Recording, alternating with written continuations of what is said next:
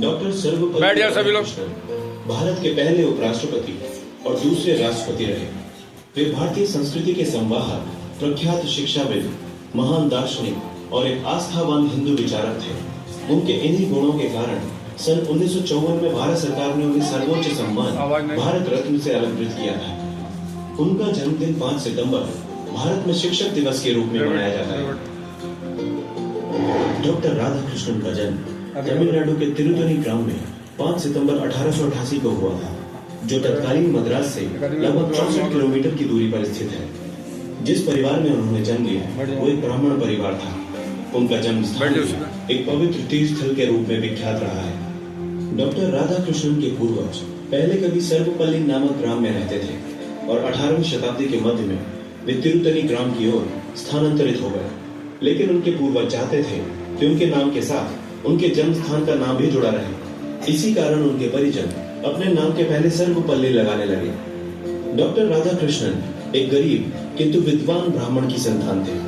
उनके पिता का नाम सर्वपल्ली वीरास्वामी और माता का नाम सीताम्मा था। उनके पिता राजस्व विभाग में काम करते थे।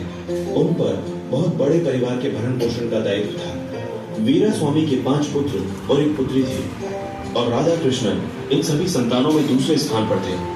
उनके पिता काफी कठिनाइयों के साथ परिवार का निर्वहन कर रहे थे। इसी कारण बालक राधाकृष्णन को बचपन में कोई विशेष सुख प्राप्त नहीं हुआ। डॉक्टर राधाकृष्णन का बचपन तिरुतनी एवं तिरुपति जैसे धार्मिक स्थलों पर व्यतीत हुआ। उन्होंने प्रथम 8 वर्ष तिरुतनी में ही गुजारे।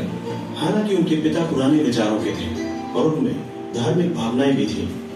इसके बावजूद उन्होंने राधाकृष्णन को क्रिश्चियन मिशनरी संस्था लूथरन मिशन स्कूल तिरुपति में 1896 से 1900 के बीच पढ़ने के लिए भेजा।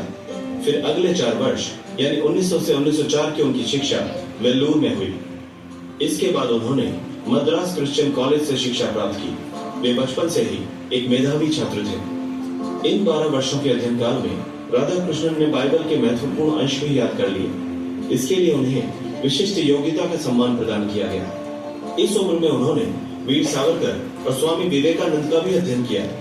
उन्होंने 1902 में मैट्रिक स्तर की परीक्षा उत्तीर्ण की और उन्हें छात्रवृत्ति भी प्राप्त हुई। इसके बाद उन्होंने 1904 में कला संकाय परीक्षा प्रथम श्रेणी में उत्तीर्ण की। उन्हें मनोविज्ञान, इतिहास और गणित विषय में विशेष योग्यता की टिप्पणी भी उच्च प्राप्तांकों के कारण मिली। इसके अलावा क्रिश्चियन कॉलेज मद्रास ने उन्हें छात्रवृत्ति भी दी। दर्शन शास्त्र में एमए करने के पश्चात 1916 में वे मद्रास रेजिडेंसी कॉलेज में सहायक प्राध्यापक नियुक्त हुए। डॉक्टर राधाकृष्णन ने अपने लेखों और भाषणों के माध्यम से विश्व को भारतीय दर्शन शास्त्र से परिचित कराया। सारे विश्व में उनके लेखों की प्रशंसा की गई। उस समय मद्रास के ब्राह्मण परिवारों में कम उम्र में ही शादी संपन्न हो जाती थी और राधाकृष्णन भी उसके अपवाद नहीं रहे। 1903 में 16 वर्ष की आयु में ही उनका विवाह एक दूर की रिश्तेदार सेवा कामों के साथ संपन्न हो गया। उस समय उनकी पत्नी की आयु मात्र 10 वर्ष की थी। इसी कारण 3 वर्ष बाद ही उनकी पत्नी ने उनके साथ रहना शुरू किया। हालांकि उनकी पत्नी शिवा कामू ने परंपरागत रूप से शिक्षा प्राप्त नहीं की थी, लेकिन उनका तेलुगु भाषा पर अच्छा अधिकार था। वे अंग्रेजी भाषा भी लिख पढ़ सकते थे। 1908 में राधाकृष्णन दंपति को संतान के रूप में पुत्री की प्राप्ति हुई। डॉक्टर राधाकृष्णन ने 1908 में ही कला स्नातक की उपाधि प्रथम श्रेणी में प्राप्त की और दर्शन शास्त्र में विशिष्ट योग्यता प्राप्त की। उच्च अध्ययन के दौरान वे अपनी निजी आमदनी के लिए बच्चों को ट्यूशन पढ़ाने का काम किया करते थे। 1908 में उन्होंने एमए की उपाधि प्राप्त करने के लिए एक शोध भी लिखा। इस समय उनकी आयु मात्र 20 वर्ष की थी। जल्दी ही उन्होंने वेदों और उपनिषदों का भी ज्ञान अध्ययन कर लिया। इसके अतिरिक्त उन्होंने हिंदी और संस्कृत भाषा का भी रुचिपूर्वक अध्ययन किया। शिक्षा का प्रभाव जहाँ प्रत्येक व्यक्ति पर निश्चित रूप से पड़ता है, वहीं शैक्षिक संस्थान की गुणवत्ता भी अपना प्रभाव छोड़ती है। क्रिश्चियन संस्थाओं द्वारा उस समय पश्चिमी जीवन मूल्यों को विद्यार्थियों के भीतर काफी गहराई तक स्थापित किया जाता था। यही कारण है कि क्रिश्चियन संस्थाओं में अध्ययन करते हुए राधाकृष्णन के जीवन में उच्च गुण समाहित हो गए। लेकिन उनमें एक अन्य परिवर्तन भी आया, जो कि क्रिश्चियन संस्थाओं के कारण ही था।